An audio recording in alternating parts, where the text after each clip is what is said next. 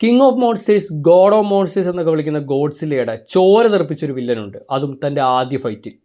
ഗോഡ്സില X കോങ്ങിൻ്റെ മൂന്നാം സിനിമയുടെ title supernova എന്നാണെന്ന് റീസെൻ്റ്ലി അനൗൺസ് ചെയ്തിരുന്നല്ലോ. സൂപ്പർനോവ എന്നാൽ ഒരു നക്ഷത്രത്തിൻ്റെ ലൈഫ് സൈക്കിൾ അവസാനിക്കുമ്പോൾ ആ നക്ഷത്രം പൊട്ടിത്തെറിക്കുന്നതാണ്. യൂണിവേഴ്സിലെ ഏറ്റവും പവർഫുള്ളും ബ്രൈറ്റസ്റ്റുമായ എക്സ്പ്ലോഷൻസിൽ ഒന്നാണ് ഒരു സൂപ്പർനോവ. ഒരുപാട് കാലമായി റൂമുകളിലുണ്ടായിരുന്ന ഗിഡോറയ്ക്ക് പുറമെയുള്ള സ്പേസ് കൈജൂസിൻ്റെ മോൺസ്റ്റർവേസിലേക്കുള്ള എൻട്രി ഈ സിനിമയിൽ ഉണ്ടാകുമെന്ന് സൂപ്പർനോവ എന്നീ ടൈറ്റിൽ ഇട്ടതോടെ നമുക്ക് അനുമാനിക്കാം. അങ്ങനെ വരികയാണെങ്കിൽ കൊണ്ടുവരാൻ പറ്റിയ ഏറ്റവും ബെസ്റ്റ് കൈജു സാക്ഷാൽ ഗോഡ്സിലയുടെ ചോര ആദ്യമായി സ്ക്രീനിൽ വീഴ്ത്തിയ ഗൈഗനാണ്. One of the most brutal kaijus ever. അപ്പോൾ ഗൈഗൻ്റെ കഥ എന്താണ്, പവേഴ്സ് എന്നാണ്, സൂപ്പർനോവയിൽ എങ്ങനെയാകും ഈ മോൺസ്റ്ററിനെ കൊണ്ടുവരിക എന്നെല്ലാം വിശദമായി വീഡിയോയിൽ പറയാം. Welcome to Showdown Talkies. ഞാൻ Sreenandan, Chengannur. 1972 Godzilla versus Gigan സിനിമയിലാണ് കൈജു ഹിസ്റ്ററിയിലെ തന്നെ ഏറ്റവും ബ്രൂട്ടൽ ആൻഡ് ബാഡാസ് വില്ലൻസിലൊന്നായ ഗൈഗൻ ഇൻട്രൊഡ്യൂസ് ചെയ്യുന്നത്. കഥ ആരംഭിക്കുന്ന ജപ്പാനിലാണ്. ഗെങ്കോ കൊട്ടാക്ക എന്നൊരു കൊമിക് ബുക്ക് ആർട്ടിസ്റ്റിന് വേൾഡ് ചിൽഡ്രൻസ് ലാൻഡ് എന്നൊരു പുതിയ തീം പാർക്കിൽ ജോലി ലഭിക്കുന്നു. ഭൂമിയിലെ കുട്ടികൾക്ക് സമാധാനം പ്രോത്സാഹിപ്പിക്കുക എന്നതാണ് പാർക്കിൻ്റെ പ്രഖ്യാപിത ലക്ഷ്യം. പക്ഷേ നമ്മുടെ ആർട്ടിസ്റ്റ് കൊട്ടാക്കയ്ക്ക് മൊത്തത്തിൽ എവിടെയോ എന്തോ ഒരു തകരാറുള്ളതുപോലെ തോന്നുന്നു. ഈ പാർക്കിൻ്റെ സെൻറ്ററിൽ ഗോഡ്സില്ല ടവർ എന്ന പേരിൽ ഒരു ഭീമാകാരമായി ഗോഡ്സില്ല ആകൃതിയിലുള്ള കെട്ടിടമുണ്ട്. ഇത് കൊട്ടാക്കയ്ക്ക് വളരെയധികം സ്ട്രെയിഞ്ച് ആയി തോന്നി. കൊട്ടാക്ക അങ്ങനെ അവിടെയുള്ള ചിലരുടെ സഹായത്തോടെ ആ ദുരൂഹതയുള്ള സത്യം കണ്ടെത്തുന്നു. ഈ theme park space under nebula M എന്ന പ്ലാനറ്റിൽ നിന്നുള്ള പാറ്റയെപ്പോലെ ഇരിക്കുന്ന അന്യഗ്രഹ ജീവികളാണ് നടത്തുന്നത്. ഇവർ മനുഷ്യരൂപത്തിൽ ഷേപ്പ് ഷിഫ്റ്റ് ചെയ്ത് എല്ലാവരെയും പറ്റിക്കുകയായിരുന്നു.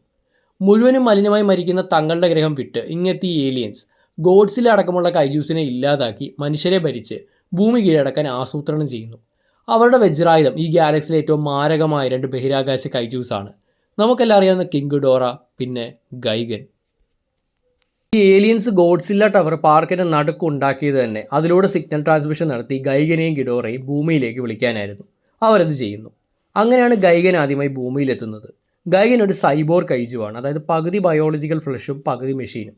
ഗൈഗൻ എങ്ങനെ ഇങ്ങനായതോ ജനിച്ചു തൊട്ട് എങ്ങനെയാണോ എന്ന് നമുക്കറിയില്ല. നമുക്ക് അനുമാനിക്കാൻ പറ്റുന്നത് ഈ ഏലിയൻസോ അല്ലെങ്കിൽ മറ്റേതെങ്കിലും ഒരു ഏലിയൻ സ്പീഷീസോ ഗൈഗന് മുകളിൽ എക്സ്പെരിമെൻറ്റ് നടത്തിയിട്ട് Guardians of the Galaxy Rocket റക്കൂനൊക്കെ കണ്ടതുപോലെ ഈ ഒരു രൂപത്തിലേക്കാക്കി മാറ്റി എന്നാണ്. ഇക്കാരണം കൊണ്ട് തന്നെ മറ്റ് കൈജൂസിനെ പോലെ അലറുവിളിയൊന്നും ഗൈഗനില്ല. മുഴുവൻ മെഷീനോയ്സ് ആണ്. ഡാർക്ക് ഗ്രീൻ നിറമുള്ള സ്കിന്നിൽ സിൽവറുള്ള നെഞ്ചത്ത് ഫിക്സ് ചെയ്ത ബുസ്സോ കാണുമ്പോൾ തന്നെ പേടി വരും നമുക്ക്. കൈക്ക് പകരം ഹുക്കുഡ് ഗ്ലോസ് ആണ് ഗൈഗനുള്ളത്. എനിമിയെ ടാർഗറ്റ് ചെയ്യാൻ പറ്റുന്ന സൈക്കോപ്പയൻ ഒറ്റക്കണ്ണ്, സ്പൈക്സ് ഉള്ള മെറ്റൽ ബീക്ക്, അങ്ങനെ എല്ലാം കൊണ്ടും ടെറിഫയിങ് ആയ ഒരു കൈജു അബോമിനേഷനാണ് ഗൈഗൻ. അങ്ങനെ ഭൂമിയിലെത്തിയ ഗൈഗൻ തൻ്റെ മെറ്റൽ ക്ലോസും ബുസ്സോയും ഉപയോഗിച്ച് കെട്ടിടങ്ങളെ വരെ വെട്ടിമാറ്റുന്നു. അതോടൊപ്പം ഗിഡോറയുടെ വക അറ്റാക്ക് വേറി. കിങ് ഓഫ് മോൺസ്റ്റേഴ്സിൽ വന്ന അത്രയും പവർഫുള്ള ഗിഡോറ ഈ ഒരു സിനിമയിൽ മാത്രമല്ല ടൈറ്റിൽ വില്ലൻ ആയതിനാൽ ഗൈഗന് കുറച്ചുകൂടി ഇമ്പാക്റ്റ് കിട്ടുന്ന രീതിയിലായിരുന്നു ഈ സിനിമയിൽ. സോ ഗിഡോറെ അത്ര വലുതായി ഇവിടെ പ്രസൻറ്റ് ചെയ്തിട്ടില്ല. മോൺസ്റ്റർ ഐലൻഡിൽ നിന്ന് ഗോഡ്സില്ല അപായം ഉണ്ടായെന്ന് മനസ്സിലാക്കുന്നു. അങ്കിറസ് എന്ന തന്നെ വിശ്വസ സഹായിയായ കൈജുവിനൊപ്പം ജപ്പാനിലേക്ക് ഗോഡ്സില്ല കുതിച്ചു പായുന്നു. രണ്ടുപേരും ഗോഡ്സില്ല ടവറിന് സമീപം ഗൈഗനും ഗിഡോറയുമായി ഏറ്റുമുട്ടുന്നു. ഇതിനിടയിലാണ് ഗോഡ്സില്ലയുടെ ചോര തെറിച്ച ആ ഐക്കോണിക് സീൻ സംഭവിക്കുന്നത്, അതും ബിഗ് സ്ക്രീനിൽ ആദ്യമായി. ഈ ഒറ്റ സീനിലൂടെ ഗൈഗന് കിട്ടിയ ഇമ്പാക്റ്റ് വളരെ വലുതായിരുന്നു. ഇതിനിടയിൽ അന്യഗ്രഹ ജീവികൾ ടവറിൻ്റെ അഡ്വാൻസ് സിസ്റ്റം ഉപയോഗിച്ച് ഗോഡ്സില്ലയുടെ ലേസർ ബീം കൊണ്ട് ഗുരുതരമായി പരിക്കേൽപ്പിക്കുന്നു. എന്നിട്ടും ഗോഡ്സില്ലയും അങ്കിറസും തളരുന്നില്ല. കൊട്ടാക്ക അടക്കമുള്ള മനുഷ്യർ ടവറിൻ്റെ കൺട്രോൾ സിസ്റ്റം നശിപ്പിക്കാൻ രഹസ്യമായി കടക്കുമ്പോൾ ഗോഡ്സില്ലയും അങ്കിറസും കഠിനമായ യുദ്ധത്തിൽ ഏർപ്പെടുന്നു. ഗൈഗൻ ഒരു ക്രൂരനായ എതിരാളിയാണെന്ന് പല സീനുകളിലൂടെ വീണ്ടും തെളിയിക്കുന്നു. ഈവൻ ഗോഡ്സില്ല ആവർത്തിച്ച് വെട്ടി ഗൈഗൻ അവസാനം റാഗ്ഡോൾ പോലെ ഗോഡ്സില്ല ഇഴച്ചു കൊണ്ടുപോകുന്നുണ്ട്. എന്നാൽ ഒരു സാഹചര്യം മാറുന്നു. മനുഷ്യർ ഗോഡ്സില്ല ടവർ നശിപ്പിക്കുകയും അന്യഗ്രഹ ജീവികളുടെ ബേസും ആശയവിനിമയ സംവിധാനങ്ങളും ഇല്ലാതാക്കുകയും ചെയ്യുന്നു.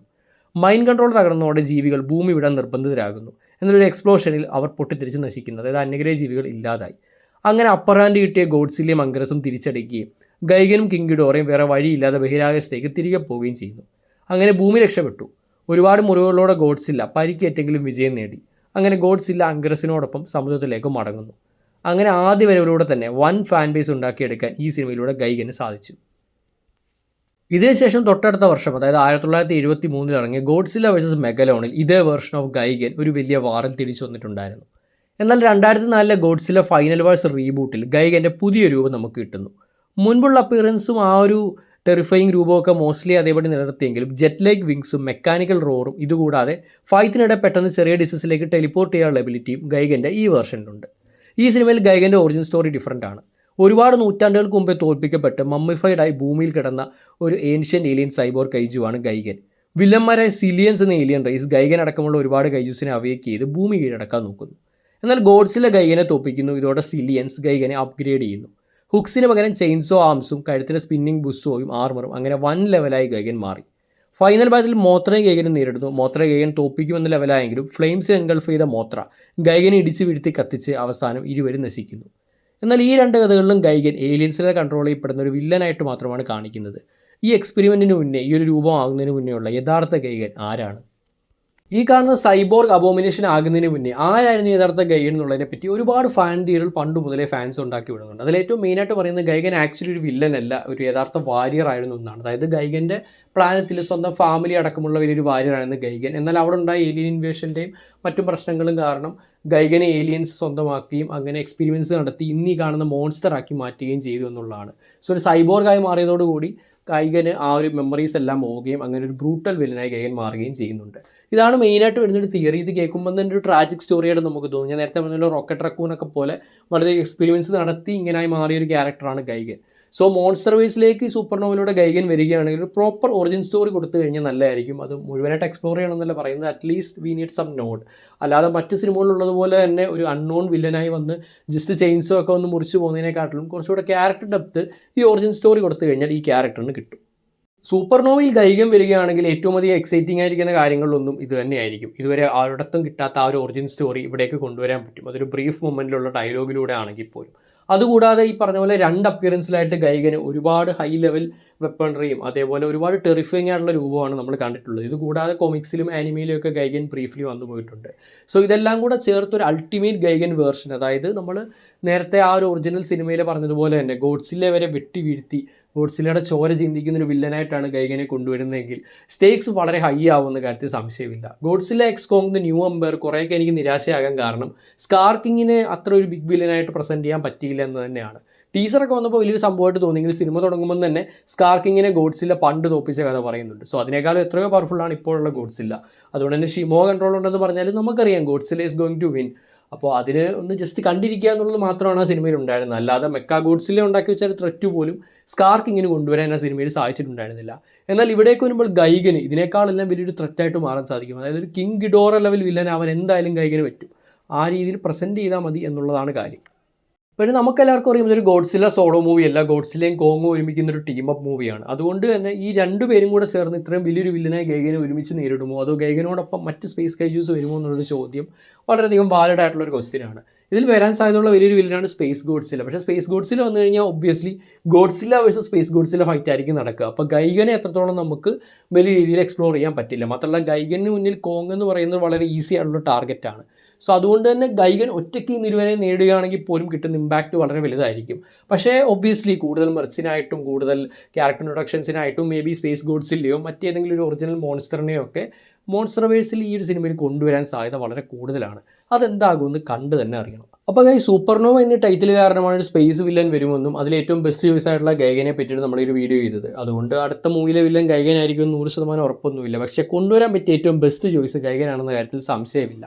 ഞാൻ കഴിഞ്ഞ വീഡിയോയിൽ പറഞ്ഞിട്ടുണ്ടായിരുന്നു 3ാമത്തെ മൂവി എടുക്കുമ്പോൾ ഡയറക്റ്റ്ലി സ്പേസ് പോകാതെ ബയോലാൻഡ് എന്ന ബയോളജിക്കൽ കൈജുവിനെ കൊണ്ടുവന്നിരുന്നെങ്കിൽ കുറച്ചുകൂടെ നല്ലതായിരുന്നു എന്നാണ്. I still stand that. കാരണം ഡയറക്റ്റ്ലി സ്പേസിലേക്ക് പോകുന്നതിനെക്കാട്ടിൽ ഇപ്പോൾ ഇവിടെയുള്ള ഒരേ സമയം സർഫസ് എർത്തിനെയും അതേപോലെ ഹോളോ എർത്തിനെയും അറ്റാക്ക് ചെയ്യാൻ പറ്റുന്ന ബയോലാൻഡ് വരികയാണെങ്കിൽ കുറച്ചുകൂടി ഇമ്പാക്ട്ഫുൾ ആയിരിക്കാം.